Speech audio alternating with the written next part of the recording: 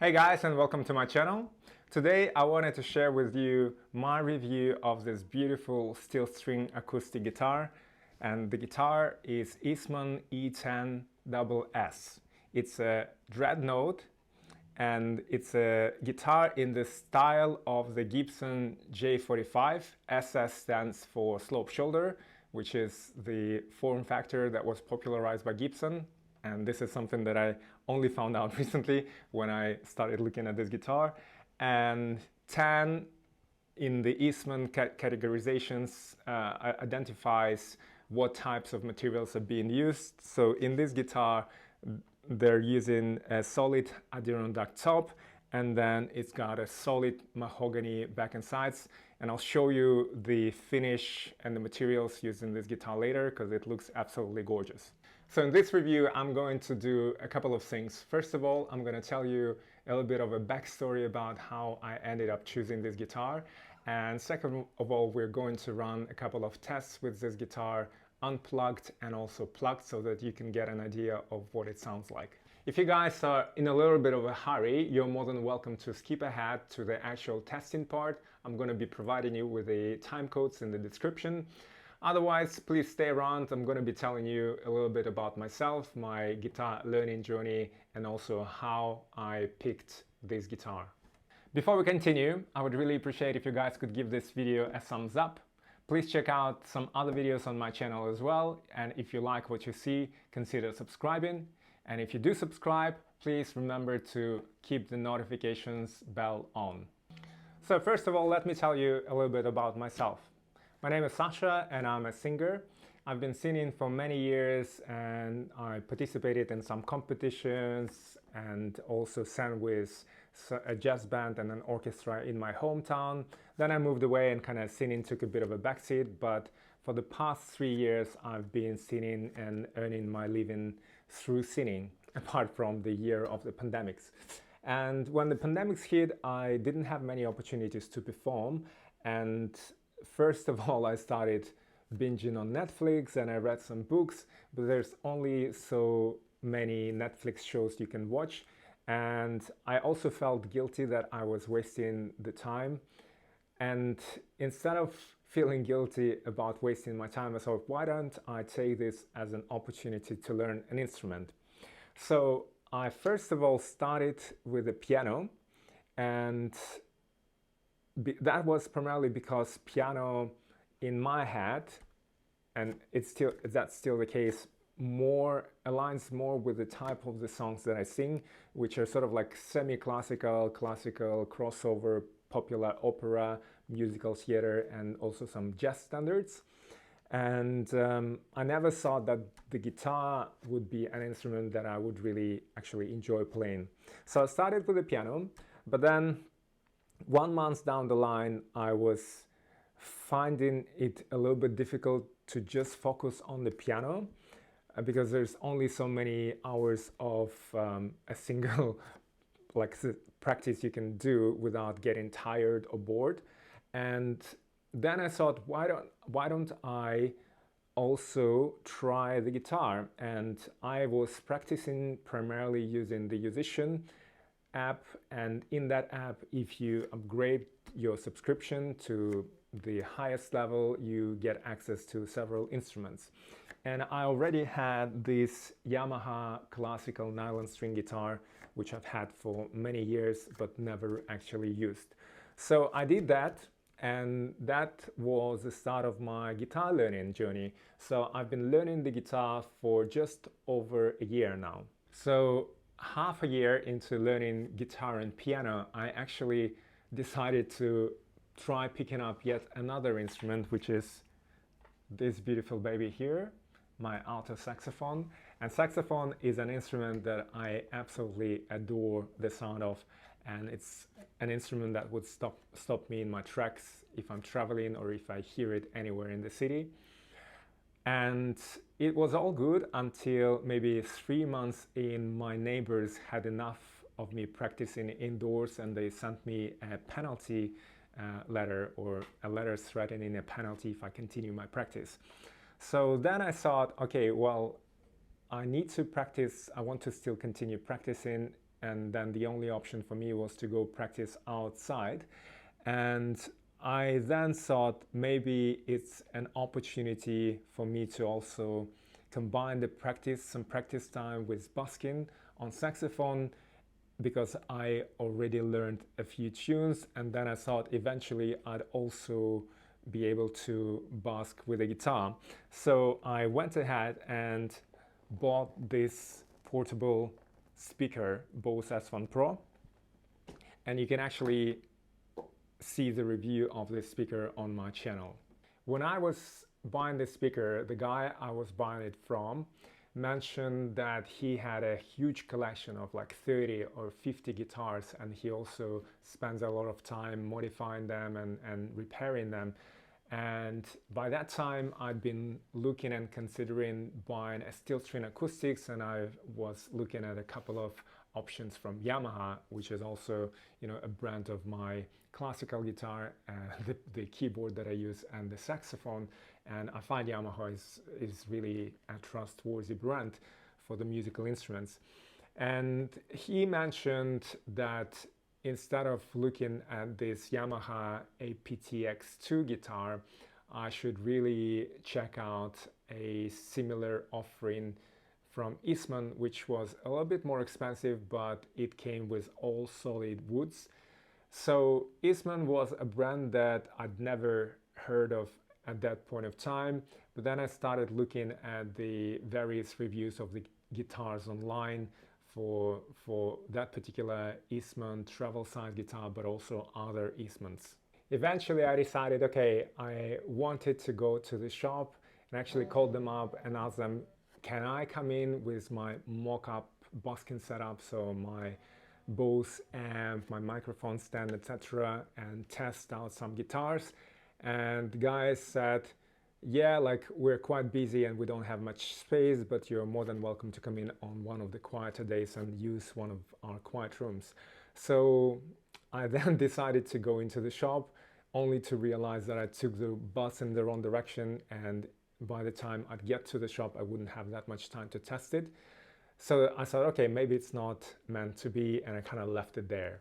So a few months had passed, and within the space of those months I found myself more comfortable with strumming patterns, with the bar chords, and combined that opened up quite a few songs for me to try out on Ultimate Guitar.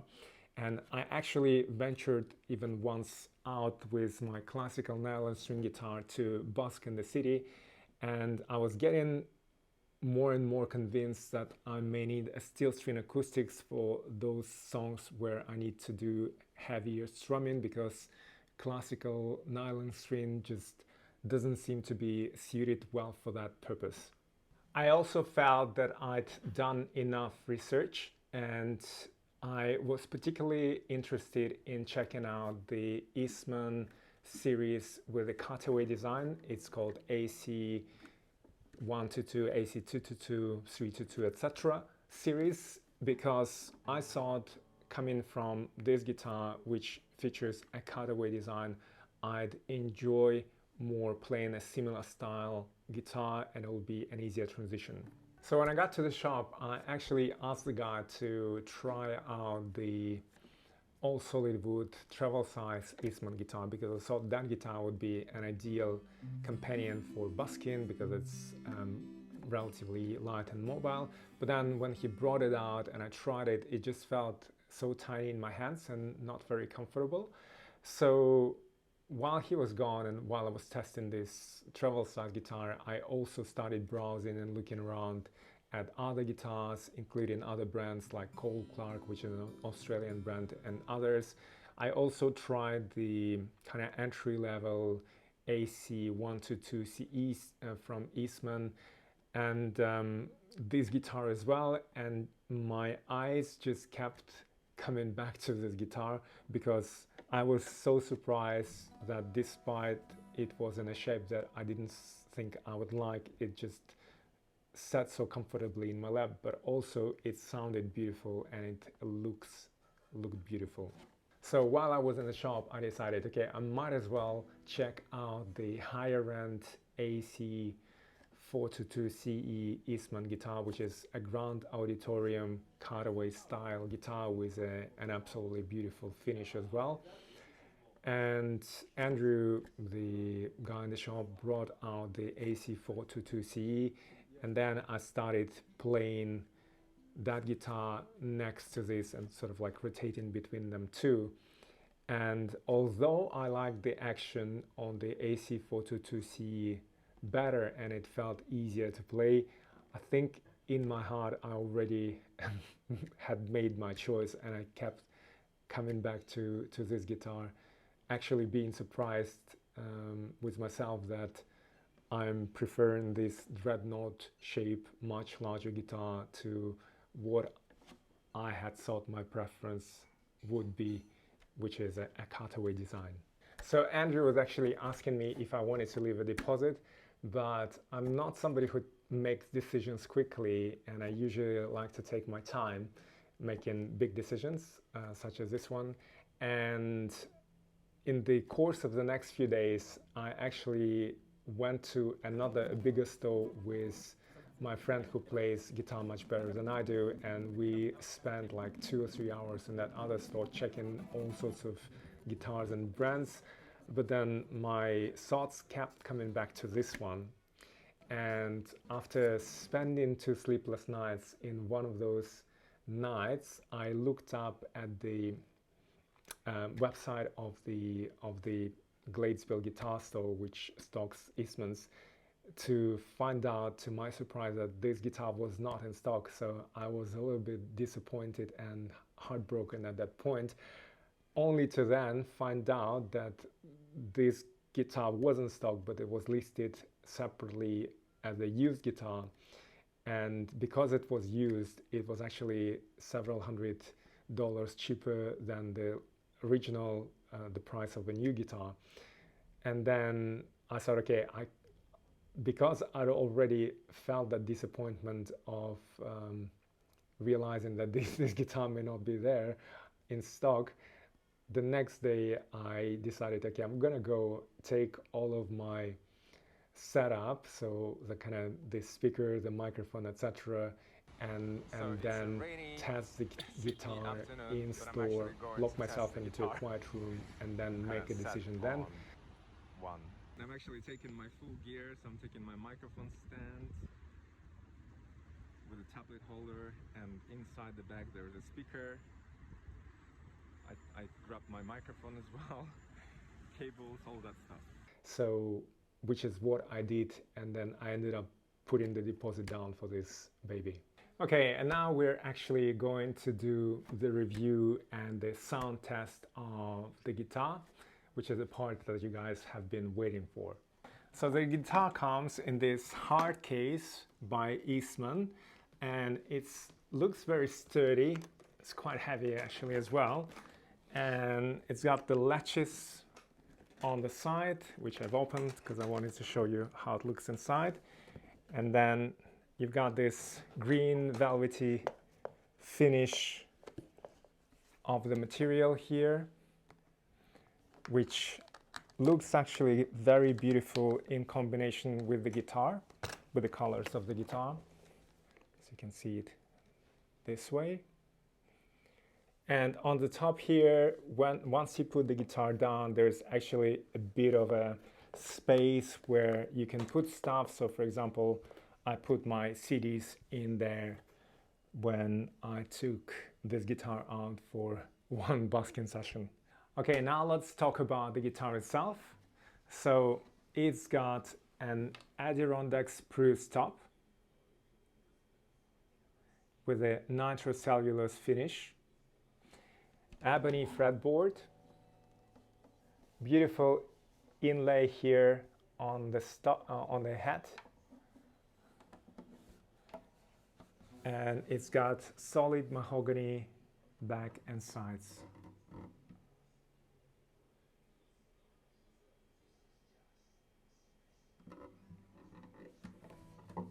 It's got this beautiful finish on the rim as well.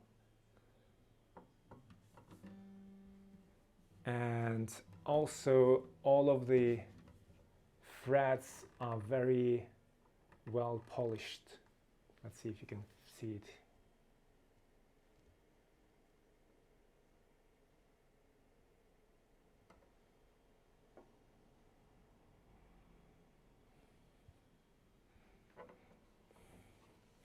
It also features this custom made pick guard, which is, I believe, made by a guy in Canada. The guitar itself, the finish is beautiful, but I must say that this finish is a little bit of a fingerprint magnet. So if you want to keep it in the best looking shape, you may want to wipe it every now and then with, like, you know, the same fabric microfiber that you would use for the glasses. And for the sound test, I'm going to be using this condenser microphone that I use for my vocals. It's a Neumann KSM3, and I believe it will do a good job of conveying and making you feel and hear what this guitar sounds like unplugged.